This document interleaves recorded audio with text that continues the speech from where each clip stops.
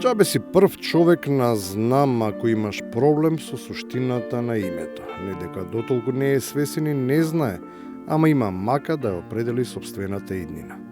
За сега знае каде е, ама за перспективата во истата фотелја нема адекватна увереност. Значи не сте сигурни? Видите, во политиката нема ништо сигурно. Колку нешто било сигурно во политиката, тогаш не ни требаат политички партии. А политичките партии одамна и не се ништо друго освен сигурна локација за ухлебие на подобните кадри.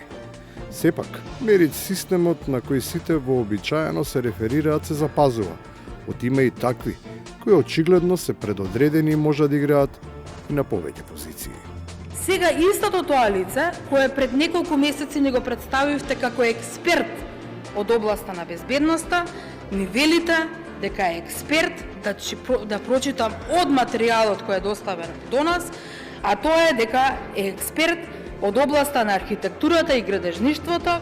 Во сферата на градењето, ама на државата, понекогаш знае да биде подигнат и некој столб кој е толку празен во структурата, што може да представува закана за темелите.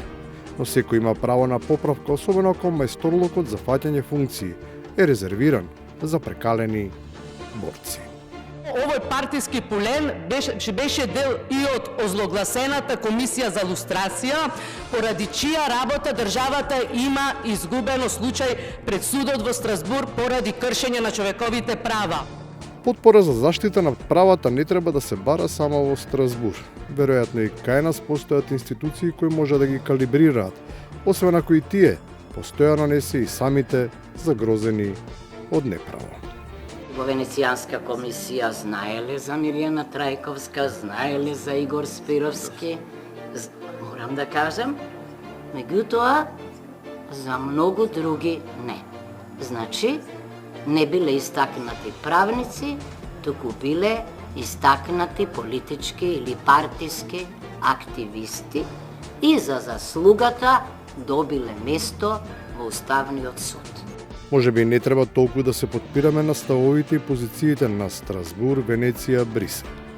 Изгледа дека таму и воопшто не ни е местото, бидејќи тие не ни мислат добро и работат против нас. И доколку сега повторпат ние се обидуваме да влеземе во цивилизација кај што не ни е местото, каде што Ватикан ќе ги диктира условите според кои ние македонците и македонската држава треба да се развива, јас сум уплашен дека после тоа ќе треба да чекаме нови 10 века за да повторно ја возобновиме македонската државност. И на крајот, дека навистина е така и само сакаат да не искористат.